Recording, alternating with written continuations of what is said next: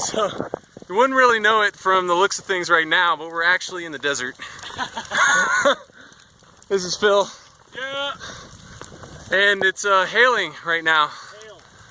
Yeah, I don't know if you can see that. Yeah, there's one.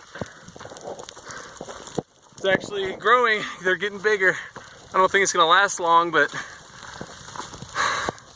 the desert really isn't what it's cracked up to be. The desert is a strange place.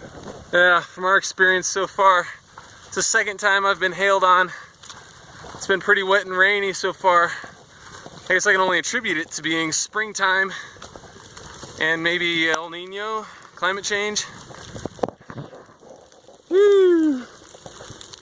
We're on the, so far, still on the PCT, but on the Idlewild alternate, a little fire section.